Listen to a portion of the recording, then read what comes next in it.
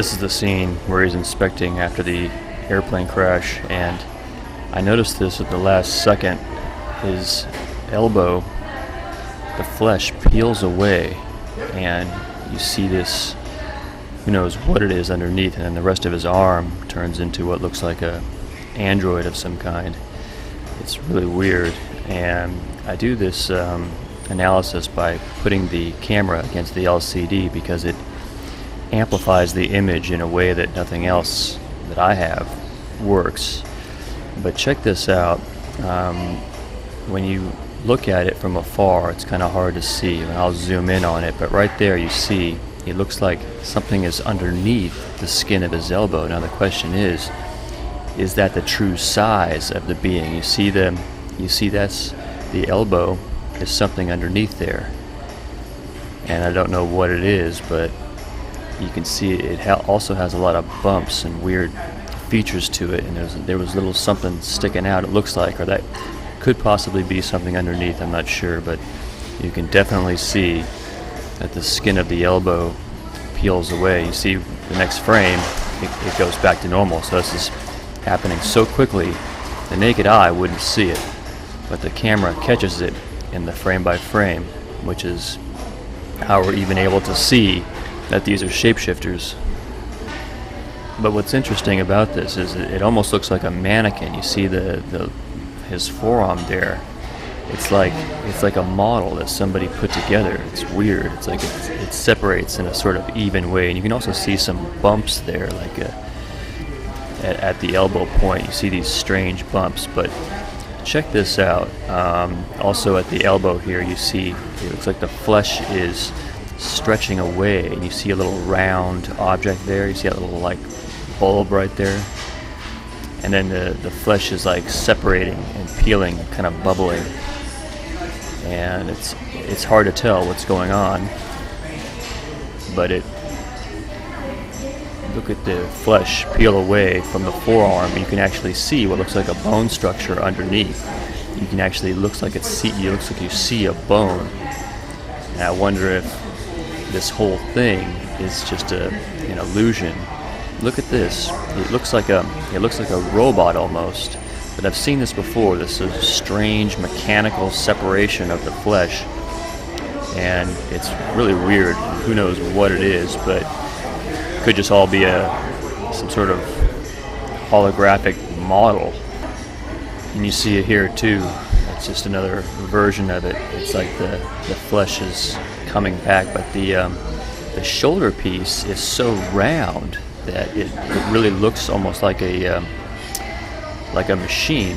Okay, now here I'm going to get to the face, and here's where it's really going to get freaky. But this is less easy to see, so be prepared for that. It's ghosting, and so there's less of an immediate impact because you can't see it as well, and some people will chalk it up to just, it's just a camera noise, and so you're reading too much into it. But I can definitely see the teeth, and you see with that mouth is something weird going on. You see that it almost looks like Dracula or something, Dracula fangs. I think it's easy to get confused, so let me just clarify. I think we're looking at two separate things. We're looking at an interdimensional ghost, like a ghost image, but also the flesh morphing of the body that you might say is in this dimension. But this is all speculation. I'm just speculating that because the ghosting has a different quality to it. It has like a transparent quality, and it has a strange sort of otherworldly look to it that's not solid as the clearly morphing flesh, such as you saw with the elbow. And here, it's really weird. It looks like his face morphs, and you can see the forehead ridges of the physical form. And then like I said, there's also these ghosting images that are next to it, and it's hard to make out. And so I apply some color variation so that you can see a little bit more clearly. Now here is the giant mouth that I was talking about in the first Escape from New York movie, and this is really weird to wrap your head around, and I know a lot of you watching that may have missed it. Now I'm going to go over it again so you can see it. But here is the color variation that I was going to put on here, and what I do is I use the color slider, and hopefully this will give a little bit more clear impression. There's the Klingon eyes and the teeth, and you'll notice in between frames it totally loses resolution. There's nothing there, and you can see a mouth full of these teeth, and in some cases you see it small, but in some cases you see it large like this. It goes all the way down the side of his face, and you'll notice like a crocodile jagginess to that mouth, and you can see these serrated teeth inside of it. It's really quite weird. Okay, so I'm going to do the last one again with that color variation, and that color I found brought it out the most. I realized it probably looks like a bunch of jumbly crap to a lot of people looking at this, and they can't see anything. But if you look carefully, you can begin to see the forms, and that's what was really interesting about this. And you'll notice also, I saw in that last frame, is these shapes around his eyes is really interesting. And if you see that mouth there, you'll notice that the teeth also are not aligned. And there's like a big mouth and a small mouth. And the big mouth has these like really big serrated shark-like teeth. And with this here, you'll see as it skips through it that there's also looks like there's another face that's right beside Kurt Russell's face, and I can't tell whether maybe it's a in-between frame or something like that. You know, maybe that's what that is. I can't tell. And also, if you look carefully, you can see what looks like reptoid eyes. But another thing too is that you'll see that line vivisecting his face, and you'll notice that when you see that big jaggy mouth that I was talking about, the one that looked like an alligator, that vivisection in his face lines up with the jaggedy shape of that mouth, that huge croctoid. I call it a croctoid mouth. We'll call Kurt Russell a croctoid. But look at the mouth. It's almost like the teeth have a strange curvature to them, and like they're not aligned or something.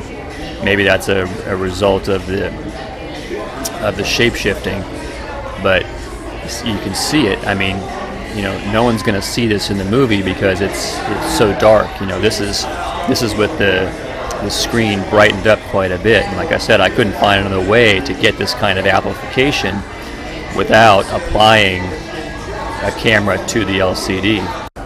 But you can definitely see that lower fang. You can see it coming up there. There's like two of them, and that could be an in-between frame or something, but it's hard to tell. But you can see ridges, little bumps above the eyes, which is a common feature of the reptilians. They have these eyes, and now, okay, here is where it gets into the giant mouth, and if you see, it looks like it goes all the way across, much larger than the human head would be, and you can see the serrated teeth inside of there. And I try to draw a picture of it so you can kind of see, but it's really not that accurate a picture. I'm just kind of guessing a little bit there, but really there's more teeth than I drew in there, and they're like jaggy, almost like a comical depiction of a creature. But you can see there, look, you see how it looks like a crocodile. You see how it goes up and down, and you see the teeth inside of it, just like a crocodile, or like a dinosaur. It looks like a dinosaur to me. The face looks like a dinosaur. And I think that's what these things look like. I mean, according to Arizona Wilder, the snout extends from the face, which means that they have a sort of a dinosaur-like appearance to their face, as much as that may seem science fiction. I think it's the reality. These things actually have a dinosaur type of face, so this is really interesting that we see it come out in these ghosting images. I'm just playing around with what I'm seeing, just drawing a picture there, but I really have no idea what the real face would look like, but it looks like a Tyrannosaurus Rex kind of. But I would challenge anybody to repeat that image and show those serrated teeth. Now look at this. This is really weird too. It's like the mouth takes like a downward V, and it looks like there's like giant shark teeth in there. And that was another thing that confused me about this footage. I highlighted a little bit there, is that the shapes and even the shapes of the teeth seem to take different forms at different times, and it's like it doesn't match any sort of explanation that I can give to that. I mean, it's obviously shape-shifting, and there's a lot of stuff going on here. You'll notice that the eyes also here don't match up with the angle of his face, the angle of Kurt Russell's face supposedly in this scene. But you can see above the eye there the ridges, like the reptoid ridges, that looks like a Cardassian from Star Trek. And I did the color variation here again. And the teeth have a serrated quality to them. I mean, they look like shark teeth in some instances, and then in other instances they look like human teeth. But you can see it almost looks like the giant mouth extends beyond the flesh face, and/or we're looking at an in-between frame. And here I do some more drawing to kind of illustrate some of what I'm seeing. And then it looks like there's another mouth, because you see those serrated shapes, and once again that could just be an in-between frame of this dinosaur being moving around, interdimensional in-between frames, and then that's what you're seeing is it's just its mouth moving around. But it could also be what you hear about demon possession. There's multiple instances of them. And also you can see there there's the mouth again, giant crocodile mouth. But I wanted to also point out that you can see the reflection of the camera in the frame there, just so you know. But this is what I'm seeing. I mean, this is the crocodile mouth